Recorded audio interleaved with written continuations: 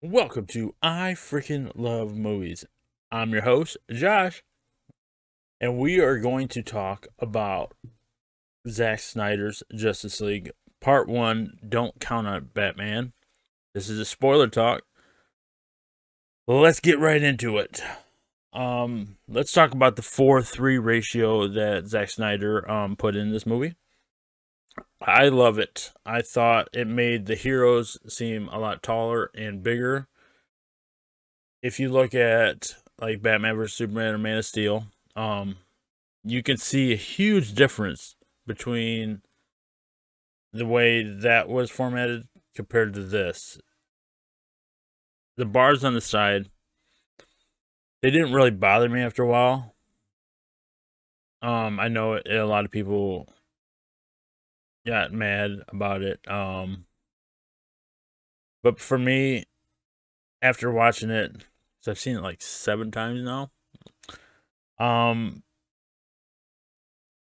It did not bother me as much. So there it is. The opening sequence with Doomsday's hand that's through Superman, and then the death scream heard around the world. I loved it. It was visually amazing just seeing it just expand like this. And it opened up the mother boxes.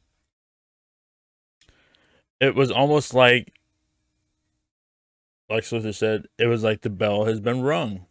And Steppenwolf was there talking to Lex when he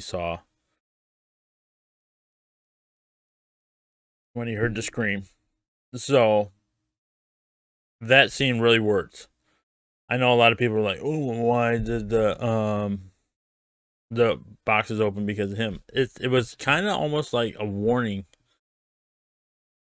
and it just worked story wise and everything. And this is way better than the 2017 version. Or the opening shot, the funeral scene for Superman.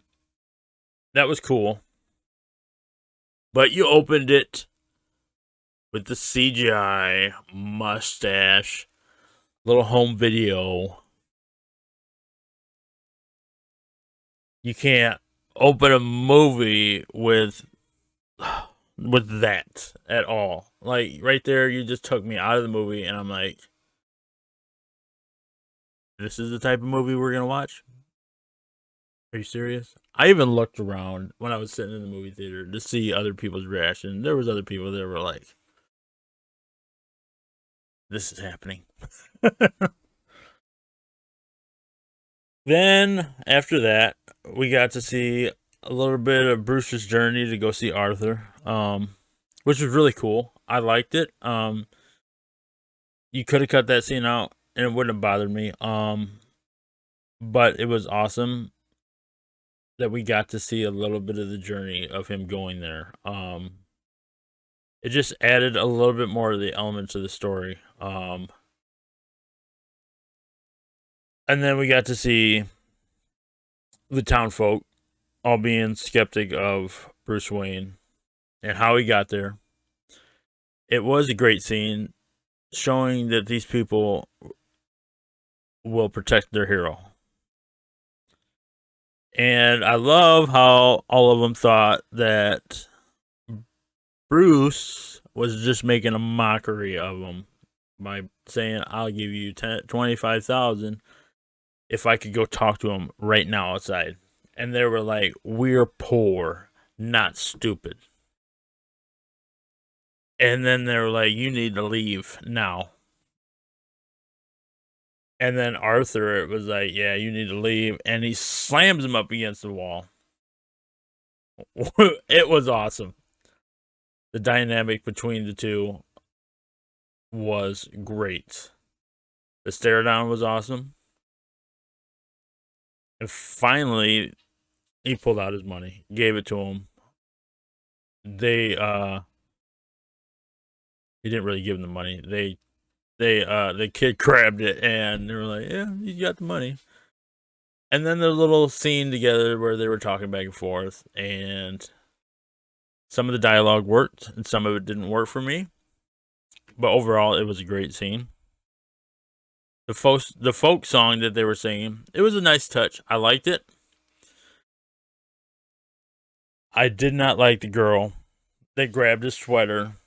I mean, I would have been okay with her grabbing the sweater and holding it, and like, oh, this is like a little memento for me. But she started smelling it, and that right there, it started getting into the cringe territory, and I was like, don't do that. Well, overall, the scene was great, and I like that part of it. Then we move on to the shot of Martha Kent at Clark's grave. It was a nice little scene. I love Diane Lane.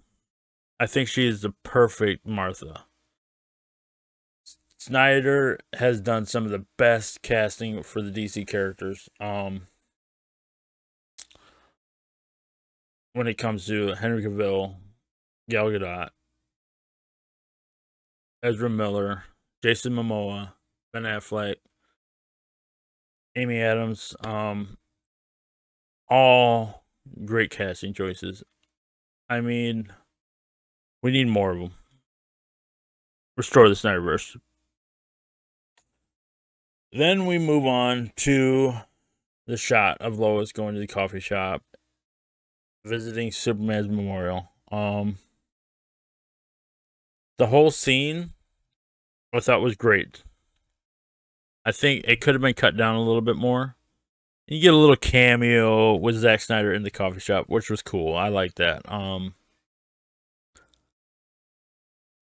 I liked it because there were some scenes, there were some visuals in there that he put in, like the ring, all of that.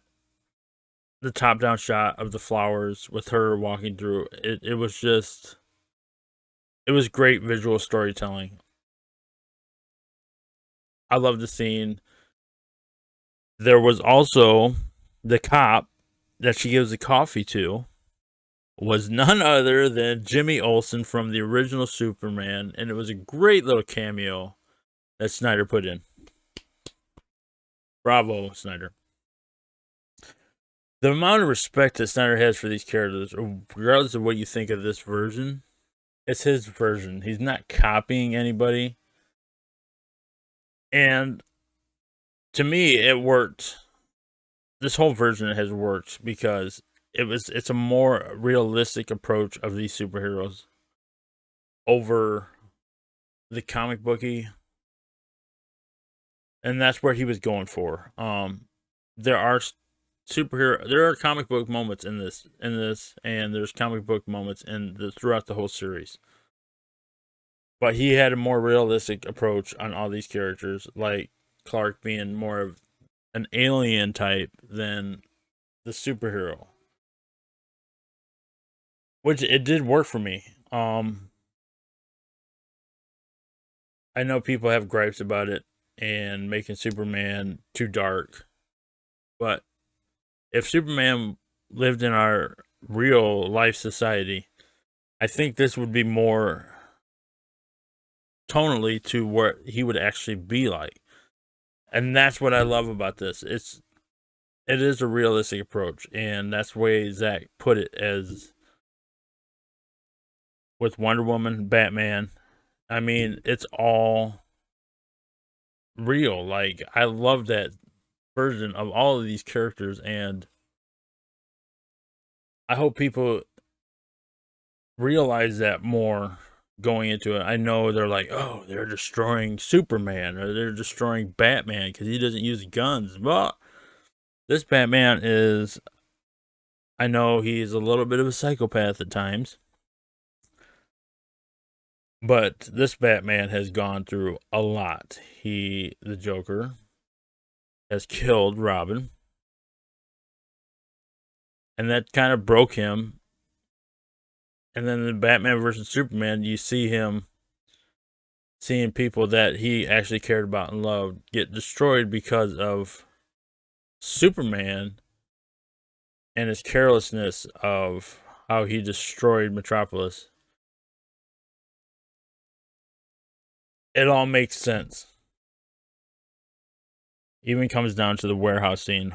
My favorite scene of the entire series, and probably any Batman scene, where he beats up and kills all these men to go save Martha. He didn't care who he had to kill, who he had to take out.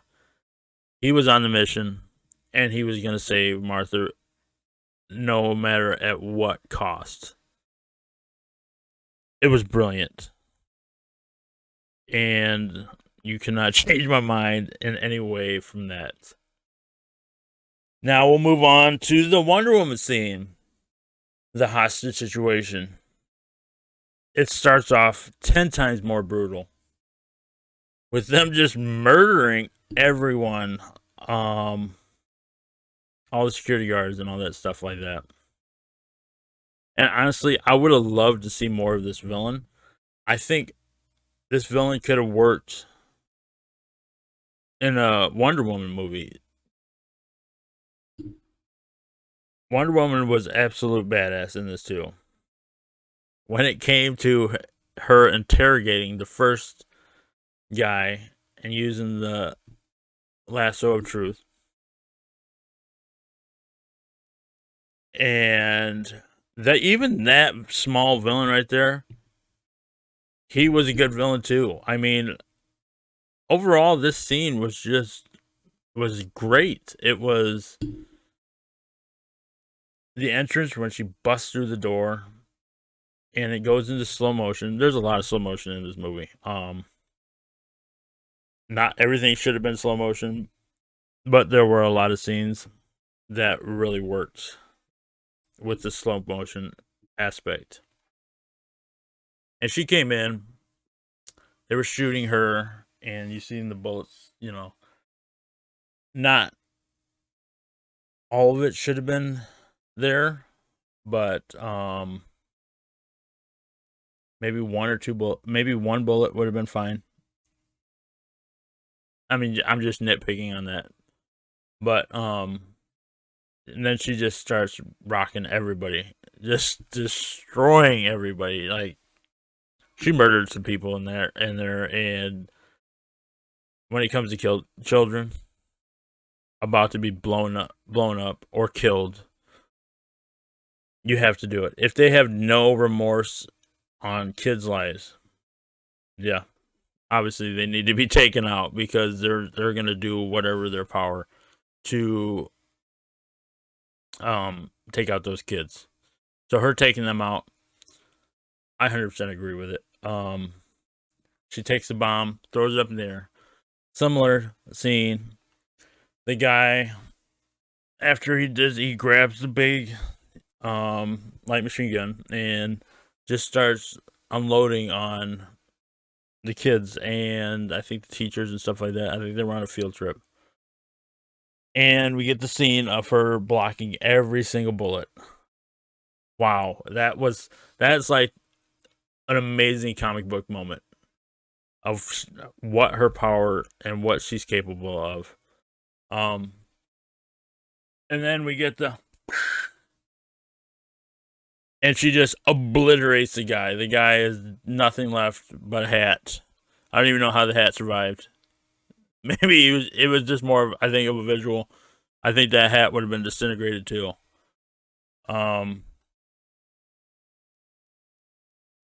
Then we get the little girl moment where she says, "Can I be like you someday?" Sorry, not very good with British. I think that was such an inspirational moment, and it was so powerful. And I have no idea why they took that out. I don't know what WB was thinking when they were like, that scene needs to be removed. That's way too inspirational. We need to get that out of here.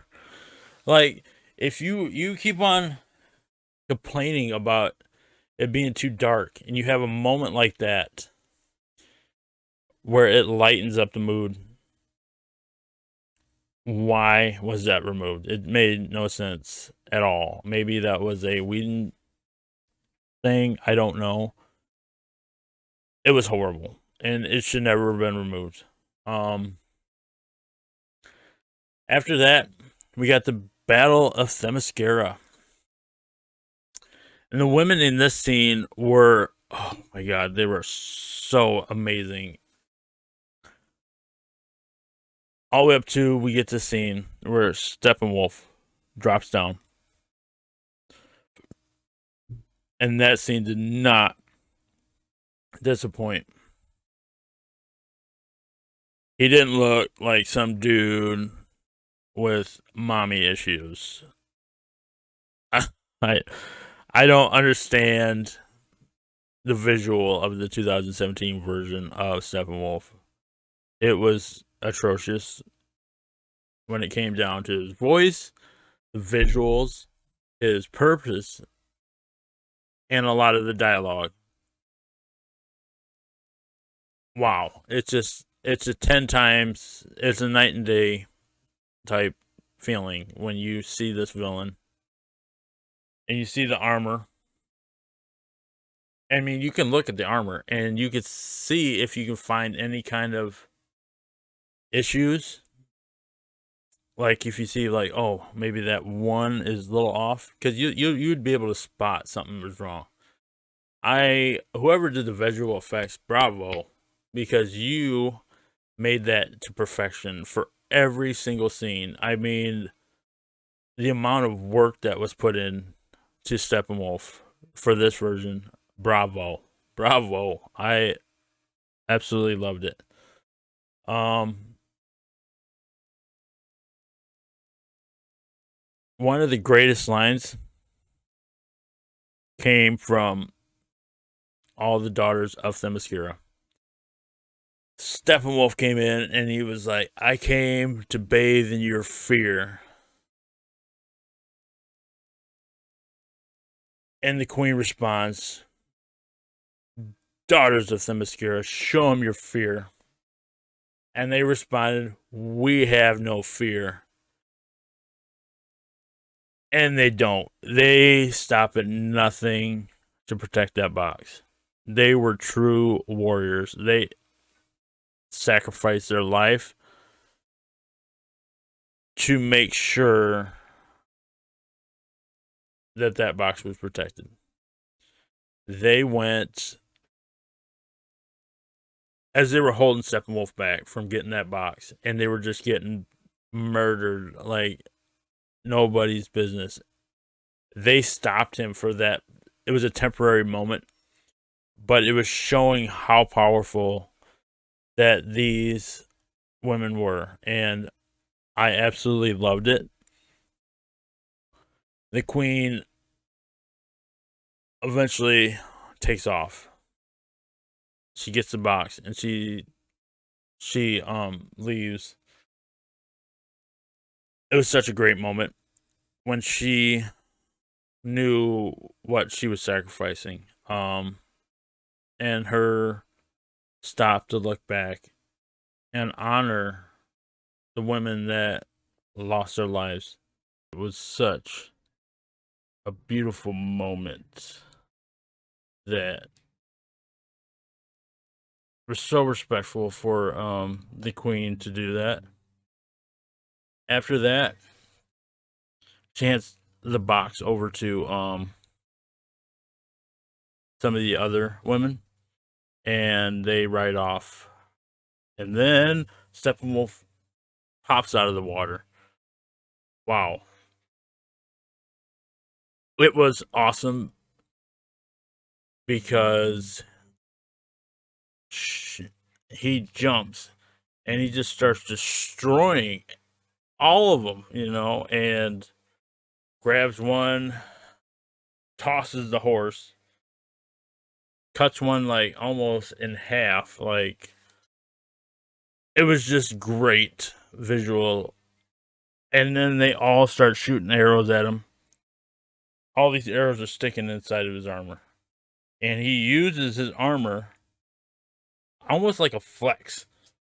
And it just snaps all the arrows and boom.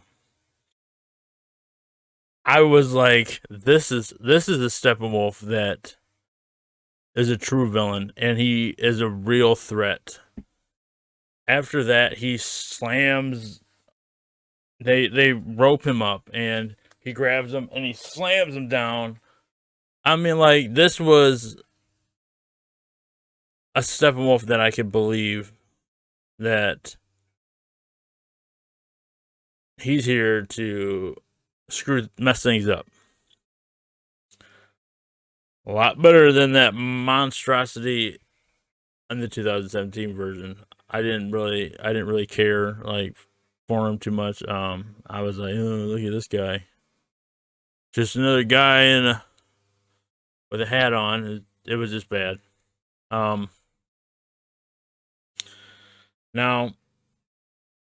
and they kept the one scene from the 2017, which is awesome, where she roped around and shot the arrow, and the box went flying, and then a bunch of more Amazonians came down. And was going after him, and then he shoots up at the boom tube. Overall, it was an amazing scene. Loved it.